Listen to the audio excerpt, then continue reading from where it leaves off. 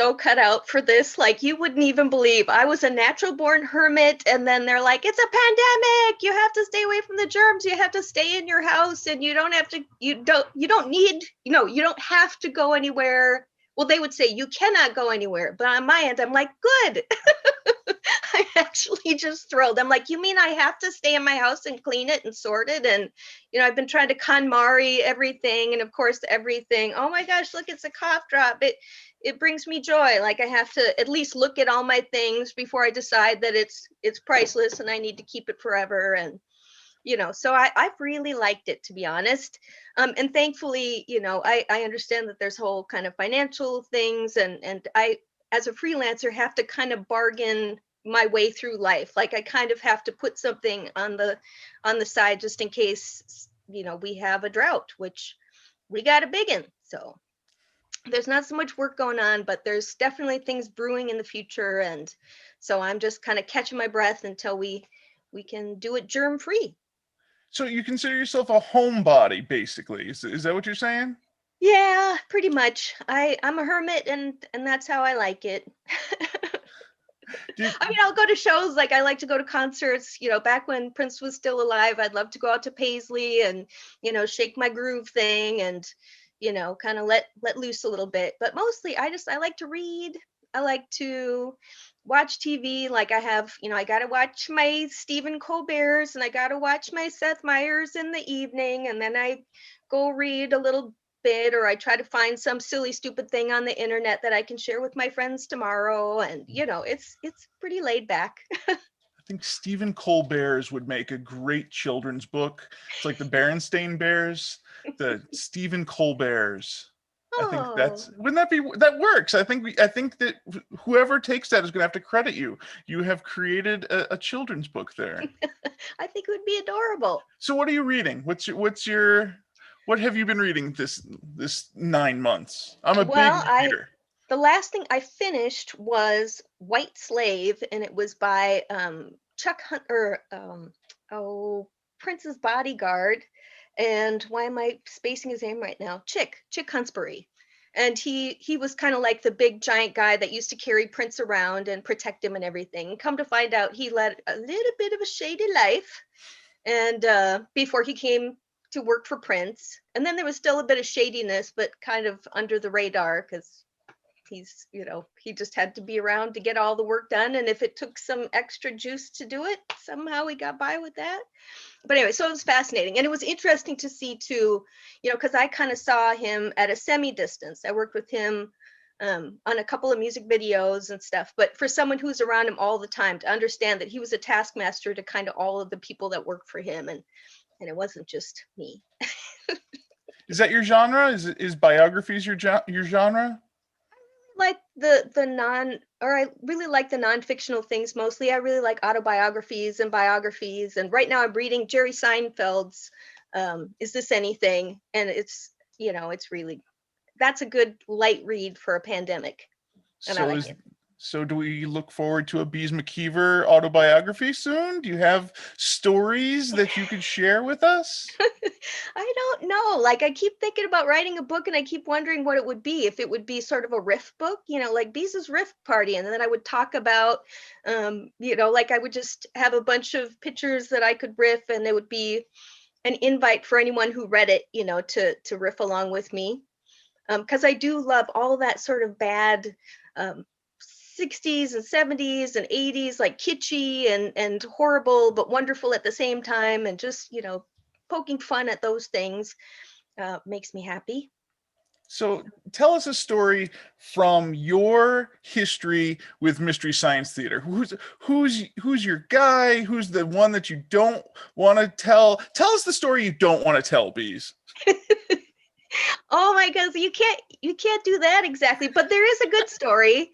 I don't know if I can share this. Okay, so in the early times, you're kind of trying to get your footing and stuff when I first started, In and the you want late to invest in. 1900s.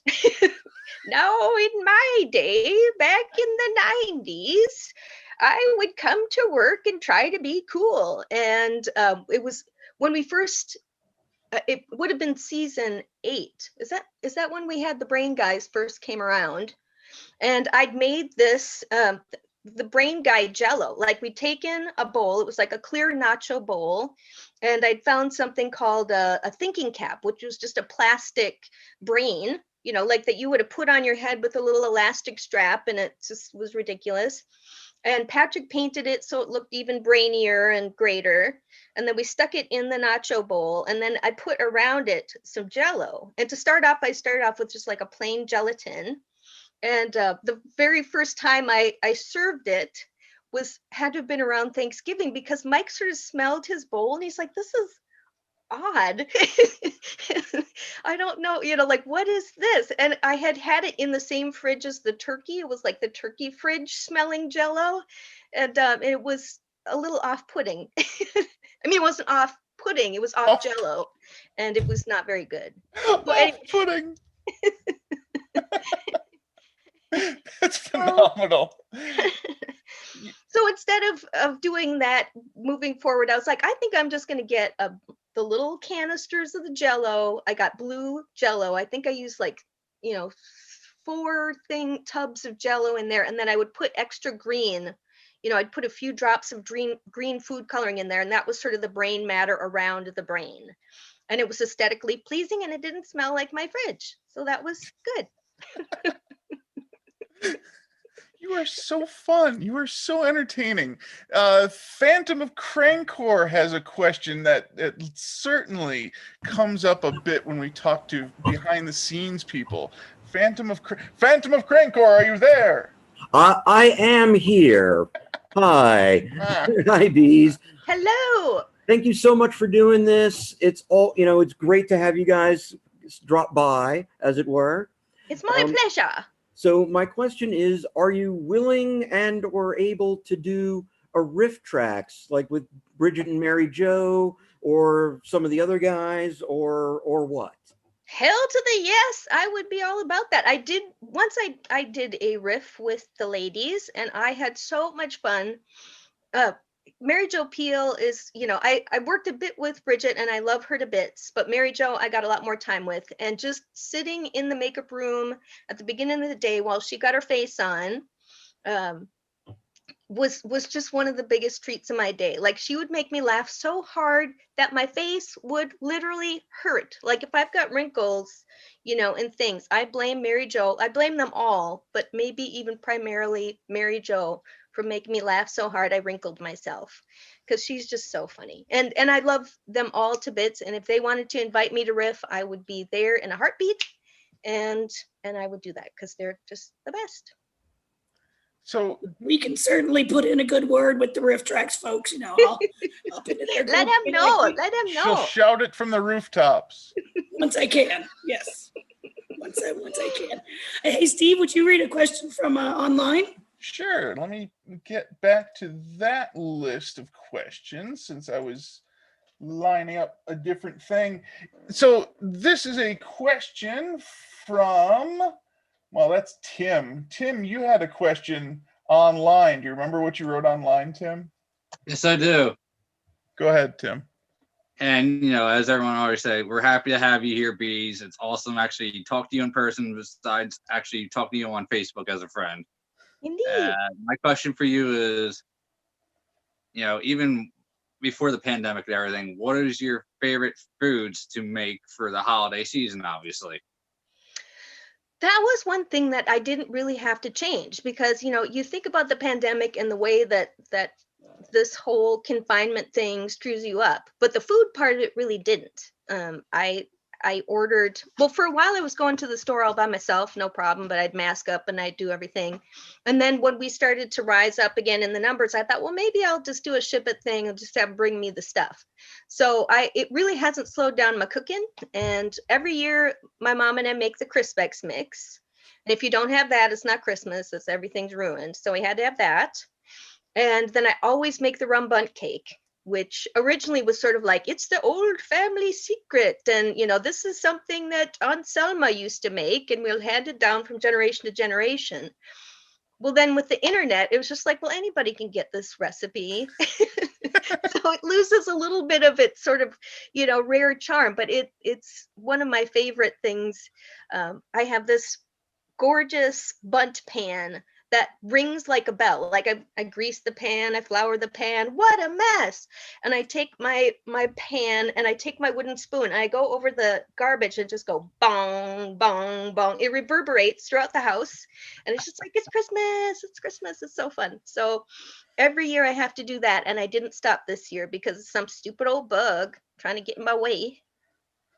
So that's really it. And my sister-in-law is a brilliant cook, and so I really try to leave the cooking to her when I can. But I muddled through Thanksgiving pretty well, and then I did ham grilled cheese sandwiches. Because my mom and I aren't going to have some big giant spiral ham dinner. We'll be eating ham for a month. So I just did little sliced hammy. Yeah, that's where we're at, is the aftermath of the ham. We're having ham again tonight because that's what we have. Absolutely. How many creative ways can you cook up a ham? Like, we'll have it as a soup, we'll have it as a sandwich, we'll put it in our omelets. It's just like, we'll take the ham bone and we'll feed it to the dog if we had one. I don't know. Yes, that's where we're at for this lost week between Christmas and New Year's, isn't it? Isn't it just an empty week of nothing? Some of us have to go to work, and others of us we hope for the best. Let's see. We have Brian Weisberg from Columbus, Ohio. He asks, what is the origin of your name? Bees is quite an interesting name. Tell us your story. The story is that when I was born, there were two brothers that came before me, and they were at home with my grandfather, and my dad was at the hospital with my mom. And they, once I come out, they wanted to know what they had, a boy or a girl. So my dad called up my brothers and let them know that they had a new baby sister, and that I looked just like Mrs. Beasley on Family Affair, which is that old lady doll that was on Family Affair. There was Buffy and Sissy and Mr. French, and then there was Mrs. Beasley. And so I came out looking like an old lady doll.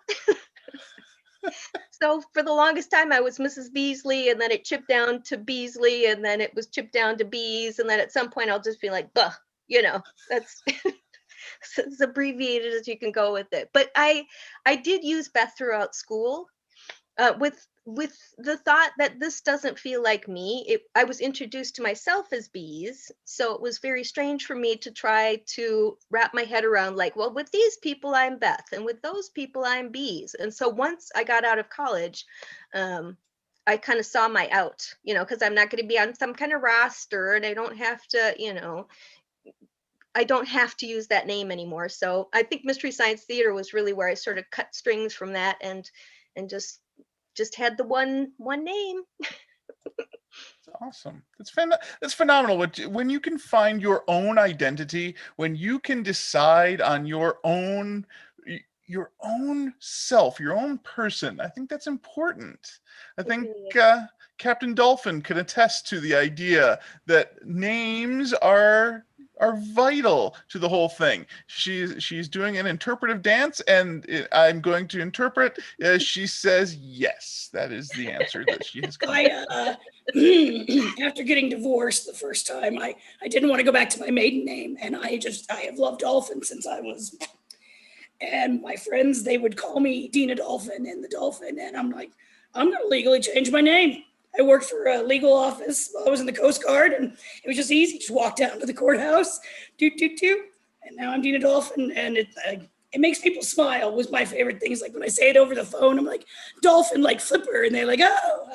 So that's my story. I like it. Yeah. It's great. It's great for anyone who can find their own identity and to use that name. Names are magical. Anytime you can use someone's name, that adds to that connection between people. And anyone who can choose their own name, like the two of you have, that's definitely special. Well, it chose it for me, but it was just that sort of thing of like, Beth was what I was called when there was a boy on the phone, and it just felt so, that's what the teacher would say. Like, it just really felt so alien that I was really glad to sort of embrace the one that was the people who love you most will call you this, you know. Mhm. So that's great. The Josh, banker still calls me Beth, but they're the banker, and there you go. okay, there you go. Phantom Crankor adds, you know when you're in trouble when they call you Beth. That's right. Yeah. Yeah. Oh shit. You better have not done that. Another question, Josh Chambers from Pennsylvania. He says, and it's a long question that I'm going to interpret. He says, what is your favorite project that you've worked on? Mystery Science Theater or other things? What's your favorite? What's your thing that you're the most proud of that you have put together for us? The thing that I am the most proud of is,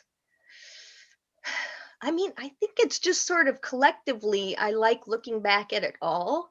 One of my biggest challenges, and the one that I was really sort of like, ta-da, when I was done, was the Grimace for the Mac and Me.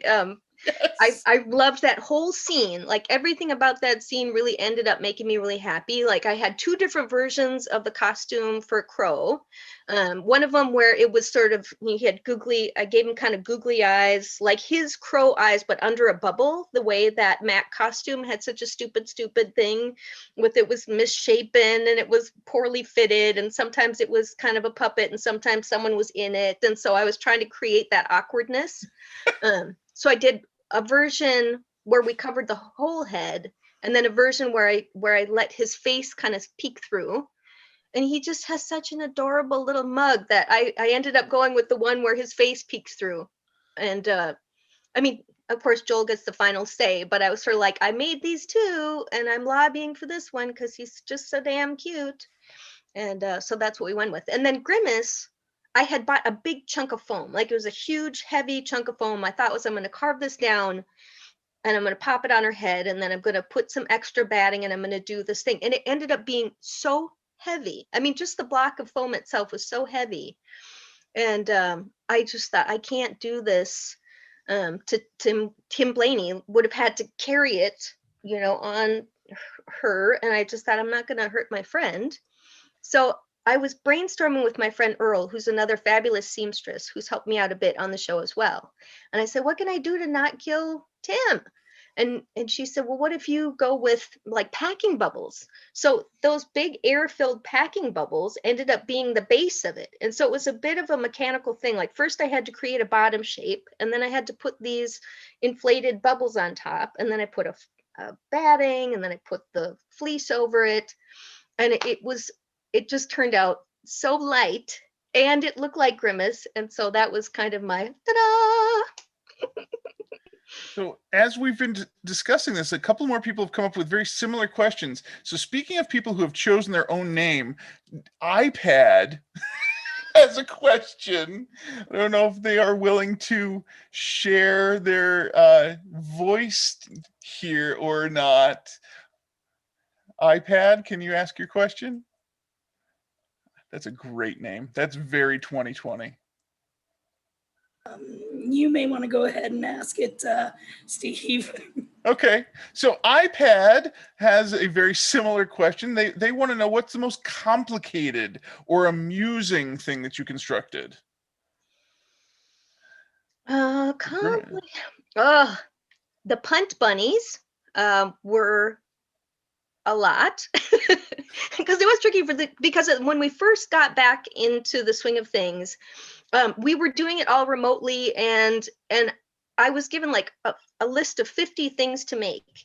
And so I budgeted my time to be like, okay, so I'm going to shop for a week for all the raw materials, and then I'm going to start building. And I really, if I wouldn't have worked on the weekends, I'd have had to kick out 5 designs every single day, which is a lot. So I had the punt bunnies, and they had to come in multiple things because we needed the puppets, and then we also needed to have additional ones for them to kick it. And so I ended up making 4 all total, 2 that you could put your hand up, and then 2 that you couldn't. And I think there was 75 pieces per unit. Wow. And per bunny. And so here I am trying to fit this into, a days. I think it took me 3 days to make the punt bunnies. And I will tell you that they were I was the first one to kick them. I punted them very hard across the room, and just just to test to make sure that that would be okay. And so yeah, Have you ever those played the theremin? huh? Is the theremin a musical instrument that you've ever attempted? I didn't make that one, and I haven't, but I admire people who can. Okay, well, because I actually have ended up with the turkey theremin from season 11. Oh wow. Yeah, it's in a box, and I was going to ask you, maybe you can help me construct it because I don't know how to put the thing together. But if it's not something you made, then I'll I don't know, get on YouTube and try to figure it out. No, I didn't make that. We really had to kind of isolate it a lot. I mean, when I first started on the show, first I was working with Elena Espinoza, and she was just there for season 7, and she moved on, and Patrick came back, and so he's just a doll, and I was assisting him. He was the art director. I'm prop divaing. He was, and this is probably not proper to say, but we would say that Patrick is in charge of the big wood, and I'm in charge of little hand jobs. And but I mean, small things, like I would make the small things. I'd make little props and do little things, and he would do the big set things, and then that's how we kind of work collaboratively. And it just, we'd get the list from the director, whoever it would be. One of the writers would be the director of it, and we'd get together with him after we'd read it, and we would just work our way through the list, and just Patrick would write down all the different things, and we'd figure out who was going to take it. And usually I would do all the puppet costumes, all the people costumes, and then some of the props. I do most of the shopping unless it was big set shopping. He would make the Menards run. But yeah, somehow, and then once we got on set, then we would be in charge of putting it all together. We'd dress the set, and we'd work the different gizmos and gadgets, the special effects, or the kind of, yeah, just all the different effects we'd work on together to make it come together with Stony. And so that's how the Comedy Channel's Sci-Fi Channel worked. Then when we went into the Netflix world, it all done blowed up. It got so big, and it was so remote that it really had to be compartmentalized. So it would not have even been possible for me to do all of those departments, because it was enough to try to stay sane, which is puppet costumes, because we had so many to do and so little time to do it, that it was amazing that it was, those little magnetic things where, like, you take the guy and you sort of put his beard together with all the little magnetic chunks. Mm-hmm. It was like that. Like, we started off with just this naked thing, and then we just, from all across America, we brought the magnets together in California, and ta-da, bearded guy. Like, it just, I'm shocked and amazed and happy and thrilled that it came together so well. The metal filings of America. Brad had a question. That's the magic right there. That's right. Brad, did you want to ask your question? Maybe. Brad wanted to know if there's anything on your list that you weren't able to make or design. What got put away in that whole whirlwind time of getting the show together? There was a beanbag pants outfit thing that I was not able to put together, because I think they kind of ran it by other people, and then they ran it by me. And what I'd done was I bought a gargantuan beanbag from Walmart, and then I was going to try to shape it in such a way that it would be pants.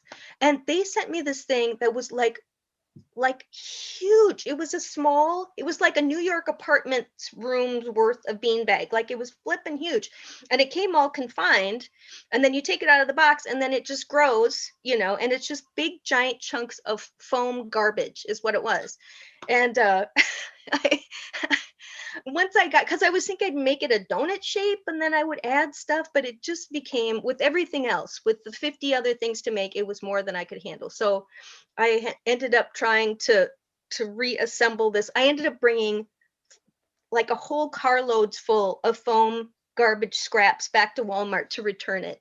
And I'm sure they thought, woohoo, but it just had to go. So I have to tell you my embarrassing bees story. Are you ready for this? Are you prepared? I'm bracing myself. I am completely embarrassed to tell this story, especially in front of a whole group of my closest friends from across the country. Okay, bees. Do you remember going to the Chicago premiere of Mystery Science Theater season 11, the red carpet tuxedo premiere for the revival? Yes, indeedy. Okay. So do I, because I was there. And I was starstruck, standing in line to talk to Joel off to the side in the one room. And you and Paul were there.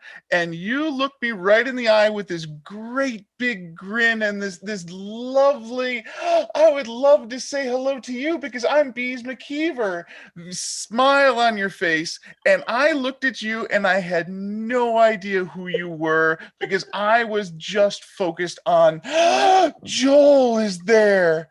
And I am so embarrassed, Bees, that you and I we were standing there and you were giving me this look like, hi, I'm Bees and I'd love to talk to you about costumes. And I didn't know you. And I'm so sorry that No, it's fine. No, it's fine. No, fine. I don't care. No, not hurt at all. we missed that moment. We're Facebook friends now, and I love everything that you've done for this show and everything for us, the community here, and your entertainment, your personality, your sparkling personality. It's so wonderful to have these times, to have these conversations, even though I'm sitting in my basement and you're sitting in your lovely library. Thank you for not tackling me and going, hey, dummy, Noogies. I may not have made an impression before, but I'll make an impression now.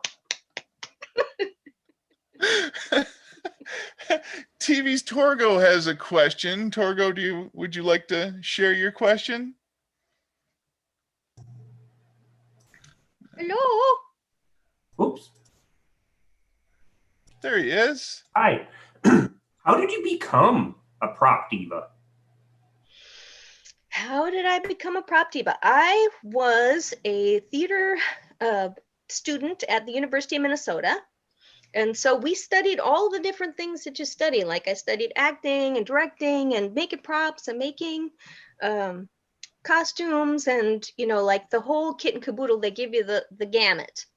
And I've always been pretty darn artsy craftsy and always had little harebrained ideas, and I needed to figure out one way or another that I would make it come to fruition. So I'm pretty clever at making stuff. And I was at one point I decided I needed to get away from waitressing a bit more, and I started working for a company called V Corp, and I was making Sesame Street live costumes.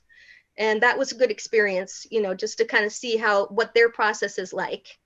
And I'd made a sculpture for a sculpture contest, which was sort of like found art sculpture. And I got third prize or something for that. And so that was another kind of a Mystery Science Theater skill, is that basically it's found art. Like I would go and I would shop for crap in the thrift store. I would bring it back, and Patrick and I would turn these thrifted bits and bobs and turn them into a baking soda bomb or whatever it was. And it was from those sorts of experiences, from everything I learned at the U, and then just through my own crafting, and thankfully all those pieces came together at the right time. Like I applied for the job after the movie happened, and it just so happened that Jeff Maynard had left the show and left a spot open for me. If I'd have applied earlier, if I'd have applied later, luck would not have been on my side, but it was. So that was great. Wonderful. Thank you so much for the question. So did you say that you joined the crew after the movie? Is that true? That is true. Me too. I was not a Mystery Science Theater viewer at all until the movie. Hmm. Interesting that you found that position after that. Yep. Huh. Good timing. So I teach middle school, and I talk to young people all the time about their career choices. I'm talking to 12 and 13-year-olds about, what could you do? What skills do you have today that you could build upon? Would you suggest a career in found art and prop building? It's really a tricky thing. Like I got kind of semi-bamboozled because when I was in high school, Minnesota was having a film heyday, and we had Purple Rain happened, and so all of a sudden we were making films in Minnesota, which got me thinking I could get a theater arts degree and then I could go into film and TV because it's happening here. But by the time I got done with college, and I did sort of take my time a little bit, that had started to peter out. And we still make some films here, but because we don't have a lot of incentives, they tend to go other places. So I just, I knew that Mystery Science was an option still, and I knew that I kind of was more geared towards TV and film than I was theater. And thankfully, the Mystery Science Theater people agreed that I belonged there. Because if they hadn't, I don't know. Actually, I do know what I might be doing. I got offered a job as a hand model at the same time I got offered the Mystery Science Theater job. And so I really had to decide what my future was, if I was going to be like this, or if I was going to be like this, if I was going to make stuff, or if I was going to Nancy around with my pretty hands. So I think it's really dicey. I think if you're willing to make the leap, if you're willing to go to California, if you're willing to go to Georgia, if you're willing to go where it's happening, then do it. But if it's not happening in your town, you might have to think about other things, because right now our town is really struggling. I mean, not just even before the pandemic, it was a bit of a struggle. So you rejected the hand job. I did. I rejected it utterly. But you did get on screen. You have been a part of some of the episodes. You have had acting parts, and now you're a voice in To Meet the Faces You Meet. Can you tell us about that? I'm not exactly sure what my part will be in that one, but I have been assured that it will be good. I don't know. Like, I just trust Jeff. Whatever Jeff has cooking up, like, I just trust it, because he did Dark Star, and Dark Star was sort of, it was an odyssey, and I'm really, really proud of it. I wish that it could have, if the iron could have, I don't know the words I want to use. I wish it would have happened a little bit faster so that people would still be playing those sorts of games. By the time it all came together, people had already kind of passed that as a pastime, and so it didn't do as well as I think it should have done, because it's pretty neat. I mean, if you look at the mass of it, it's really, really neat. Can you tell us about it again? I know that we've talked about it before, but can you give us the overview of what this is? Dark Star is a video game, and it's a full motion video story. And basically you go through and you have this space adventure. And as you unlock the different puzzles, you unlock more of the stories, and you get to see Joel and Frank and Trace, and, and it's just a really fun little escape. And so there's an Indiegogo for To Meet the Faces You Meet, which is the full-length sci-fi film based on the comic Fever Dreams. I'm reading that off the screen, and I know nothing more than that. Well, it's going to be sweet. I know that, because Jeff is a master of computer graphics, and he's just got some really talented people on board. And so it's going to be another sci-fi adventure, and you're going to go for a ride, and you're going to love it. And the Indiegogo ends in 5 days. I got the email today. So show us the cheddar. Yes. Patton Oswalt is also involved. Actually, Jeff made us a little video about the faces you meet as well as his other stuff. And he talked about the other folks that are in there. I'm going to shut up now, but I do want to ask my question. We talked with Samantha, who was the costume designer for season 11 and 12. How much did y'all like interact and interweave? Because, you know, some of the bots would look like Joel, or excuse me, and Jonah, et cetera, et cetera. How well did y'all? I think she's delightful. I think she's really great, and there's no way in the world that I would have been able to do it all. There's just no way. And it made sense that she would be doing the costumes if so much of the talent was in LA, because then she could have fittings in LA and she could do the stuff.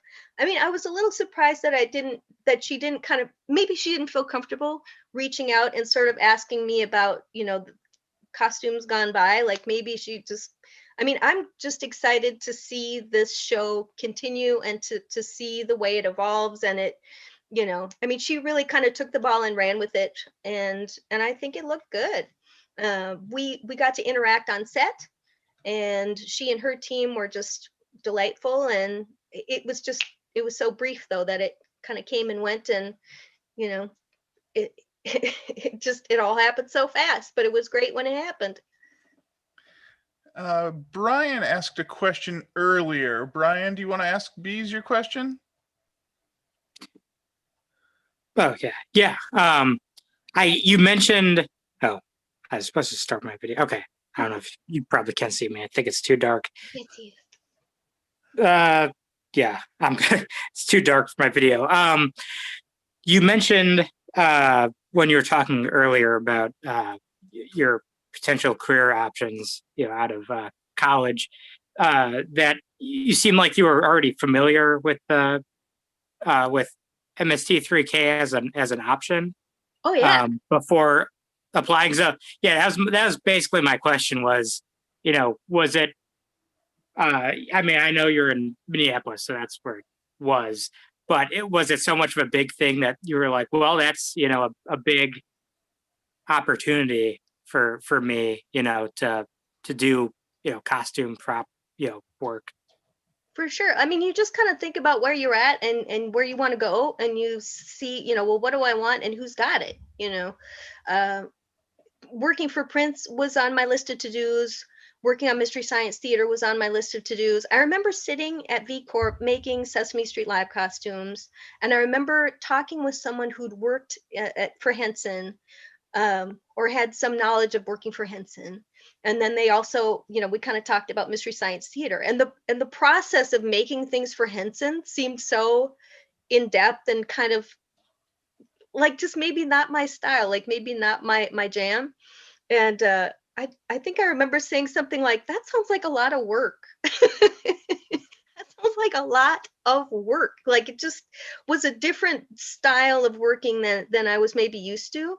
And thinking about Mystery Science Theater and the way that works, and knowing that it was found art, and knowing that it was, you know, a bit of this and a piece of that, and we glue it together, and we paint it and we make it look like a thing. That's my jam. Like I just knew I knew that for me, I would love to do that if they would let me do it. And thank God they did. Were you watching from the beginning, or did you pick it up after, you know, after a couple seasons, or when did you start? When did you really start following it, I guess? I don't know what was my first episode. I know I got on pretty early in the game. I know that it was something that I used to watch after I got done working, because it was like I was a waitress. So you get done at a stupid hour and you go home and you still have too much energy to go to bed. And so I would turn on the comedy channel, and voila, there it is. And it's hilarious. And because the plot is usually so stupid anyway of the movies, you could pick it up at any point and it was fine. Like you were still going to get laughs out of it. You would know enough about the story to be able to pick it up at any point and still enjoy yourself. So it was a good after work thing to watch, and it was something we'd always watch at Thanksgiving because everyone in the family enjoyed it too. So you know, it's hard sometimes when everyone has different taste or whatever. Mystery Science Theater was something we could rally around together and enjoy it. I remember Cool. Pod People was definitely one that we all kind of group hugged on. Like, this is it. This is so perfect. Your Pod People's a good one for everyone. Mm-hmm. That is my favorite of all of the stories that were told. Pod People is pretty perfectly constructed in terms of its riff and all of those segments. That is my favorite of all of the Mystery Science Theater episodes. It's a perfect episode. It's absolutely perfect. I And there's a few that are perfect, but that is one of them. It is perfect. What is your favorite besides Pod People? That's a great one. What else is another great one? Top 5? Ooh, Incredibly Strange Creatures is one that doesn't necessarily hop to the top of anyone's list, but that one is just so wacky, stupid. I love it so much. It is I painful. love That is some Werewolf deep hurting. so much. Werewolf, yes, I agree with that. I love Werewolf. I love Mac and Me. I love the shorts. I love the Gumby shorts so much. Yeah, there's a lot of them. But those are the ones that pop out in my head. So did you work with Joel at all before season 11? Was Joel out of the picture by the time you got there and started working after the movie? I worked with Joel once on when he came back. It was like season 10 and everything's falling apart, and so Frank came back and Joel came back, and that was pretty great. And then when Dark Star happened, I got to work with and I really only got that first season with Trace too, season 7, and then he went on to do his LA thing, so that was a way for us all to get back together too with Dark Star. Frank and Joel and Trace, and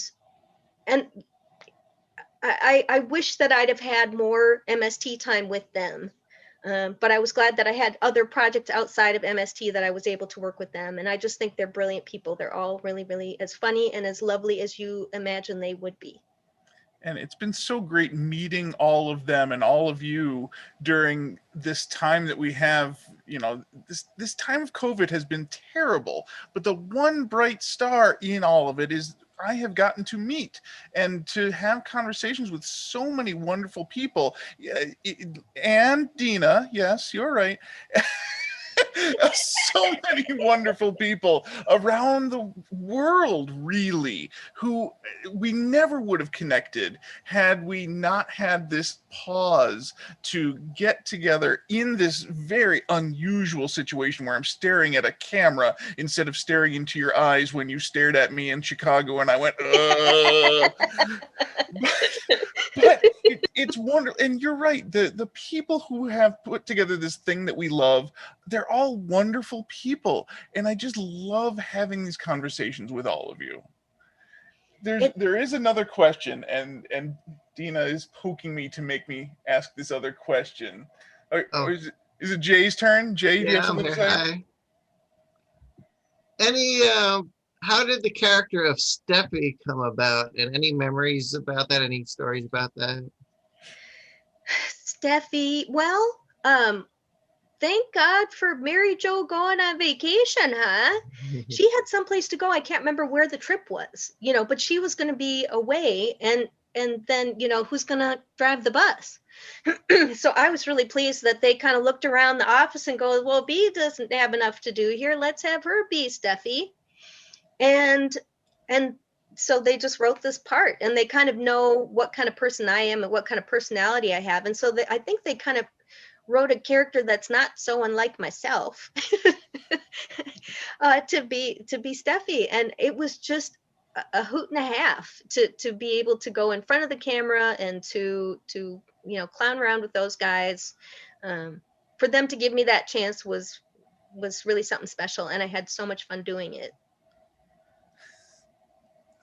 That's great. That's great that fate works out that way sometimes. That for whatever reason, Mary Jo couldn't be there, and you stepped in. That's phenomenal. Mm-hmm. So I met Gregory Peck one time, and I asked him, what advice would you give an actor?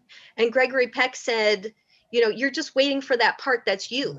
You're looking for that thing that really sort of shows who you are kind of on the inside, and that's sort of the thing that launches you. And I think Steffi was kind of it. Someone who tries to be in charge and who tries to kind of keep things together, and can start off pretty friendly, but then loses patience quicker than you'd like. I say that to my students who are learning acting in class or in our musical all the time. Just wait. The right part will come around. You can't force it to happen. You just have to be the best you that you can be, and just wait. Be patient. That it sounds like a lot of your story. You didn't have the hand model job. You didn't stick with the waitressing job. You waited for that right position, and I think you're in the right place. I think I'm where I need to be. That's and the other part of that Gregory Peck story that I love so much, and that was my graduation gift from my dad, was that it was a meet and greet after he did this.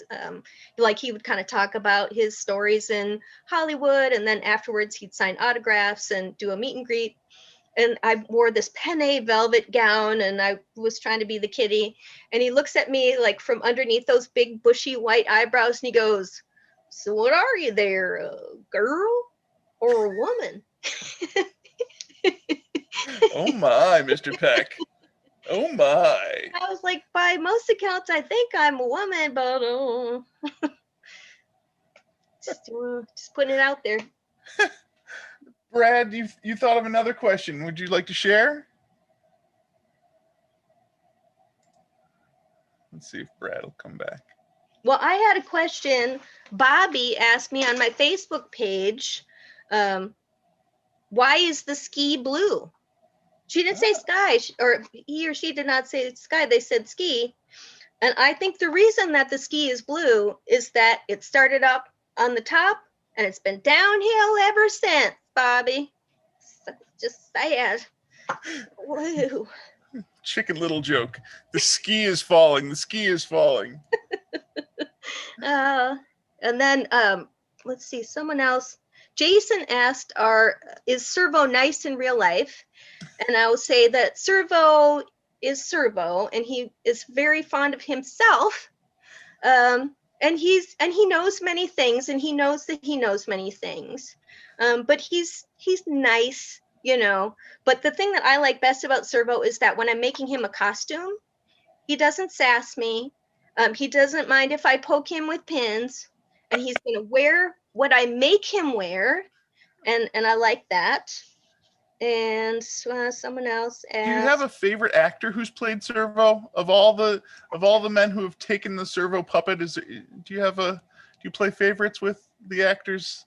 I try to be, I try to be breezy. I mean, the truth of the matter is I started off with my team, and so in my mind it's all variations on the theme of my team, but I am grateful to see things carry on, and I'm grateful to see the way things evolve, and I understand that there's also sort of family dynamics that are in play here, and there's a lot of things. So Kevin Murphy is my Servo, but I am grateful, and I love all of the incarnations of our show. Like, it's really fun to see it grow and change, and it's all good. And I admire the different actors who have taken up both Crow and Servo and just made them their own, while leaving the characters really to have their own personalities. I know who Tom Servo is as a character, regardless of who the puppeteer is, who the voice is. And credit to all of the people who have put that together, but J. Elvis Weinstein, who started that character, really set a great base for who that character is, and all of the other actors have run with it so well. Yep. And he's a doll, by the way. He's an absolute doll. He's another one that it took Dark Star for me to be able to work with him. And then I worked with him on the Frank with Trace and Frank. And he's very, very, very, very funny man. And the fact that he took off to LA sooner than the rest of us means, he was pretty smart. He's done very well. He's a very funny man. He was such a young man at the beginning. He was so young. He was a baby. Uh-huh. And- Oh, I don't know how you have the chutzpah. You know, I mean, it just, and doing stand up at that age is just, it takes a lot of chutzpah. He actually Yes. was the special guest on the Mads recently. The Mads are back or doing live riffing and streaming it. He and the person's name who I should probably remember, but I mainly remember his character names, was part of it. So yeah, Jay Elvis is super awesome. Well, I guess since I'm here, how is Miss Edna? I hope her holidays have been good. And would you explain her connection to MST3K with us? Yes, of course. My mom is an absolute delight. She's struggling with the pandemic, and I am a terrible jailer. I will just say that I am a terrible, terrible jailer, and I'm really being hypersensitive and like just not really wanting to get her exposed to any of the germs because she's in the high risk area. I'm a data fanatic, and I just data the hell out of this whole pandemic. Like, where, what's our percentage rate of infection? And, like, are we climbing or falling? And I walk into a place, and she likes Big Lots a lot. So, at first we were trying to get out to the stores, but we'd walk into, like, we went to the Dollar Tree at one point, and half a dozen people are without masks. And I'm like, they're trying to kill you, mother. Like, I'm shooing her out of the store and I'm trying to get her home and into a safe zone. Like, I really will look forward to her getting her vaccination very soon. But she's a delightful woman, and she's the reason I'm me, because she's been so permissive, supportive, maybe like too much so, maybe to a fault. But she's always been encouraging. That's one thing that I would say I appreciate the most about my mom and my life, is that I've been so well supported with creative thoughts and just not been shamed or not been minimized by saying I want to reach out and do something interesting or creative. There's people I think that will crush your dreams. I'm not going to mention any relatives, but some people stopped me from tap dancing. and they're kind of proud of it. Like, oh, she was annoying, we made her stop. I'm like, don't discourage people. Like, you have to encourage people. And the best parents are the parents that see that sparkle in your eyes when you're doing something, and they say, you go, girl, or you go, young man, like, you go and do your thing and encourage. And so I can't say enough good things about Edna. And she was in The Quest of the Delta Knights. She played a pancake breakfast attendee. And my father was also in Quest of the Delta Knights. He played Tom, and he's the one that pelts the people at the pancake breakfast and pelts them into submission, like you should. As one does at a pancake breakfast, pelts people into submission. There is one more question, and Dina has been poking me to ask you. So this question is from Aaron Straight from Modesto, California. And Aaron wants to know, Bees, will you marry him? Oh, that is super sweet. But I'm going to do you the favor of saying no. I did the married thing. Like, I got married that one time, and I'd waited until I was like 30 something to do it. I married a Welsh sculptor who is an extremely talented man. And I thought, I've waited till it felt right. And then it just went flat-a-roo. So I think I did the trial run, and I vote no on the marrying thing. As far as I can tell right now, I think I've demystified it enough to know what is good about being married and what ain't so good about being married. And so I'm happily not married right now. That's great. Hey, and it's cheaper. Yeah, it really is, and I'm the boss of me, and I really love being the boss of me. Like, it's my total favorite thing. I think a lot of other single people can attest to that. I am no longer single. I'm actually engaged now. Woo, woo, woo, woo. Ooh, But we do still have the MSTie singles group that's out there. And I know, being single does definitely have its benefits. there's some stuff. Sure. You don't have to close the door when you poop. I mean, that's the best thing. That's one of my favorites. Yeah, well, also be just want to go back to your video and what's up our butts. So thank you for that video, and of course, thank you to Miss Edna for her popping in on that video as well. It was very sweet of both of you. Bees, I can't thank you enough, but I won't, because Mary Jo accused me of, well, didn't accuse me. She thought I must be from Minnesota because I overly thank. I think maybe in a former life I may have been, but thank you for doing this. Thank you for taking the time. I know the fans love, like Steve has been saying this. I'm gonna cry. This has been Turkey Day, and this has been an amazing experience that most of us wouldn't have had it up for the pandemic. We don't get to connect like we hadn't connected like this, and so that makes it very special. Clear your calendar for Easter, because we're thinking about doing something like this for Easter. Apparently, because Frank has no emotional connection to Easter, so we're good on that aspect. He informed us that during his Q&A. And even then, I think it would be great if we could get a coordinate time where we have several of you come in and chat with us, and you guys can tell your stories. When Mary Jo and Joel, when he popped in, that was Oh, not Mary Jo. She is that everything. Oh, and she, I think you probably watched her Q&A, but she won't have me in the shot. She'll be like, Bees, get out of the shot. She doesn't want me in the shot. She'll be like, no, she's the one that's going to have the attitude. She'll be like, I was going to be in the shot, but not if Bees is gonna. Like, she's got to draw the line somewhere. And it's, yeah, that chick. Yeah. Well, one of the things that, that she tapped on, and fans had asked towards the end was, being a female comic, how to fight the man, so to speak. So if we could get like you and Mary Jo and Bridget like all together, that would have little sister sesh. That'd be super cool.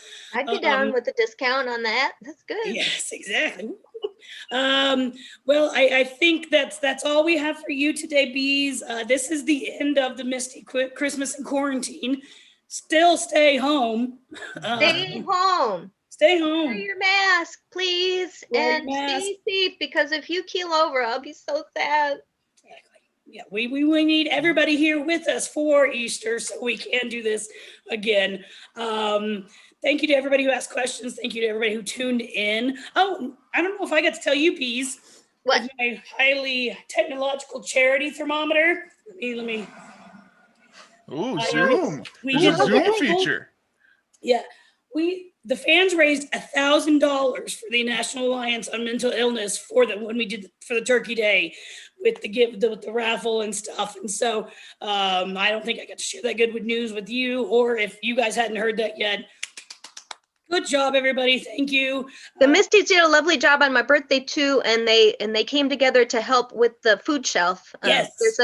And they did an awesome job. And that's, anything we can do is something to give back any way we can. And and they get stuff, like they're getting merchandise and autographed things. That's an autographed poster from the season 11 tours. Yeah, Steve has one too.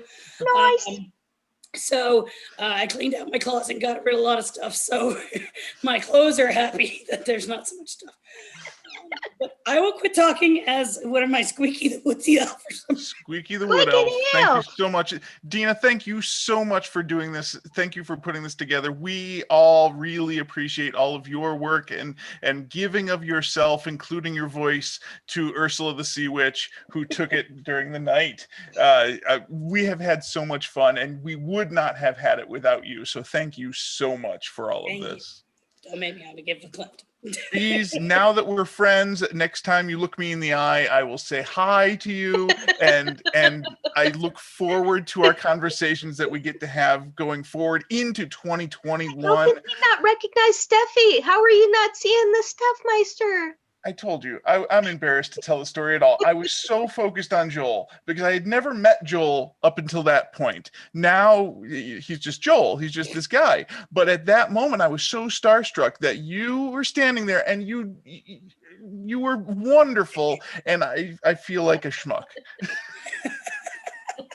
Well, you're not a schmuck, Steve, and thank you to you for again helping me out, kind of being my behind the scenes production helper. He's my Riker. So I've got TV's Tim. He helps me over in the Facebook stuff. I got my Riker here with Steve helping me with. I have tech support. Exactly. Gotta have Tech support's good. So thank you, bees. Thank you, everybody. I'm going to stop the records. And like always, you got to wave at your camera.